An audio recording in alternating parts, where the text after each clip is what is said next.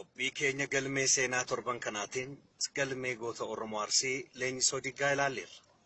Nu waliin tura.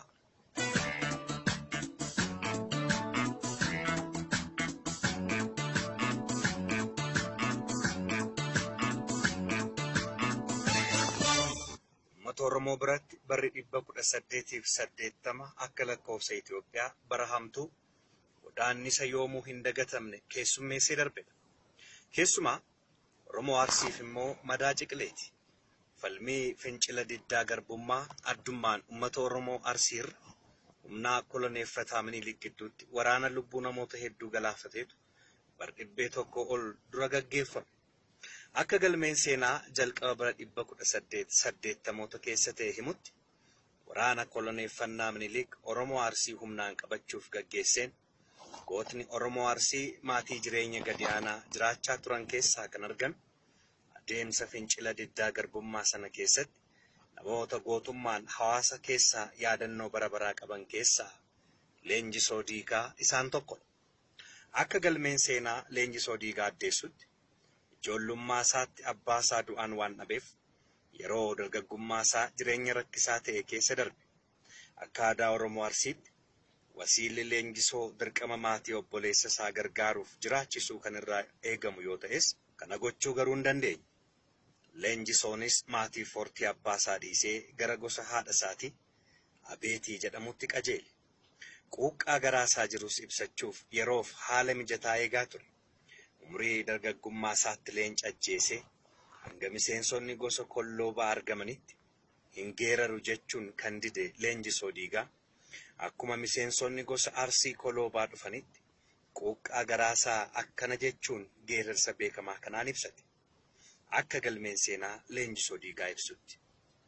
Kolloobni gadi gatee abeeniin guddifatee waan boru biyyaaf ta'uu waan boru Arsiif ta'uu Leenjisoon har'uma mul'ifatee geerarsa quuqqaa garaa isaa keessa jiruuf yoo roorroon dhuftus abdii Oromoo Arsii fi biyyaa ta'uusaa gaafuma sana ibsate. Goota waaqatu namaa laata. Leenjisoon kaayyoo lama jala sararee akka kaa'e seenaan ni hima. Jaalalaa fi kabaja gosa Arsii hundumaa biratti argachuuf nama morkaa ta'uusaa akkasumas gara fuula duraatti Arsii hoogganuuf dandeettii gahaa nama qabu ta'uusaa mirkaneeffateera. Amma yeroon Leenjisoon waadaa isaa itti eeguuf mirkaneessu dhufeera. Bara akka lakkoofsa Itoophiyaa 1880 keessa. Humni waraana Minilik duula uummata Arsii irratti gaggeessuuf yeroo imalee galedha. Uummanni Arsii cal jedheen ta'e gootota isaa mara diina itti dhufaa jiru kanatti hiriirsee bara 1882 akka lakkoofsa Itoophiyaatti Leenjisoon fincila diddaa gabrummaadhaan waraana Minilik haalaan qindaa'e irratti bobbaasuudhaan kutannoo isaa agarsiise. Kanaanis waraanni Minilik yeroo dheeraaf tulluu Cilaalootti siquun dadhabee duubatti akka baqatu taasisaa akka ture galmeen seenaa ni rageessa. Kana qofaa miti.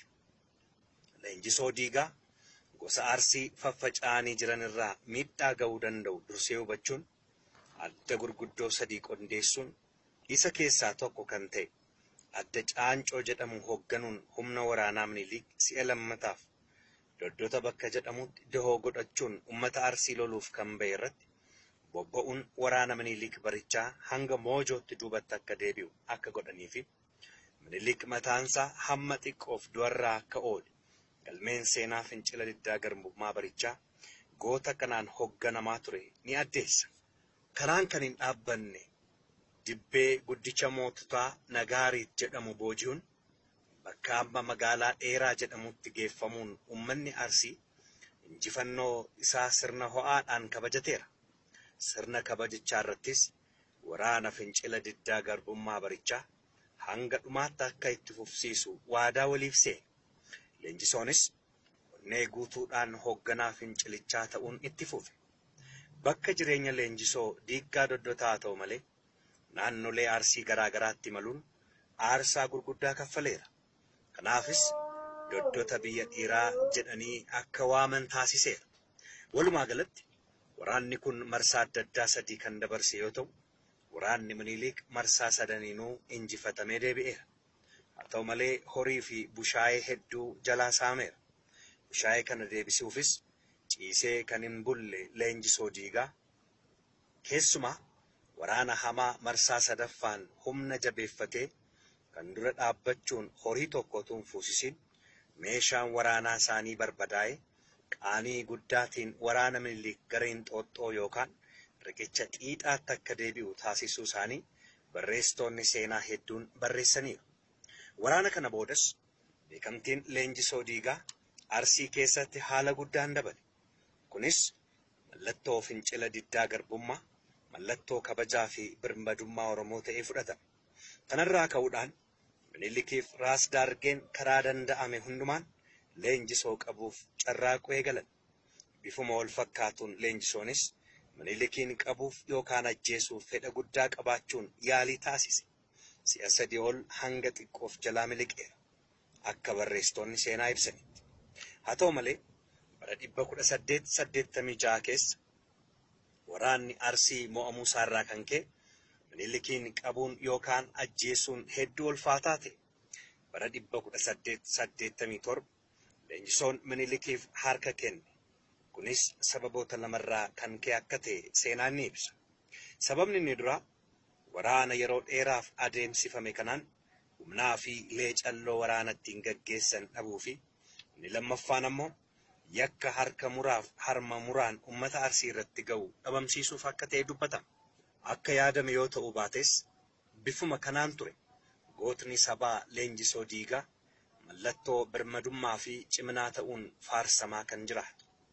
Harka Leenjisoo, miilla Leenjisoo, ija Leenjisoo jedhamuun jechoota ulaagaa ciminaaf gootummaa ta'anii keessoo ummata Arsii keessatti qabatamaan kan faarfaman.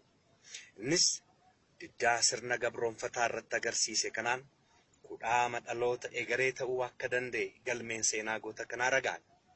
Nutis daawwattoota keenya kabajamoo galmee seenaa goota Arsii Leenjisoo Diigaa kanumaan goolame. Torban seenaa birootiin deebina. Hanga sanatti torban nagaa isiniif haa ta'u. Qophii keenya galmee seenaa torban kanaatiin galmee goota Oromoo Arsii Leenjisoo Diigaa ilaalleerra. Nu waliin tura.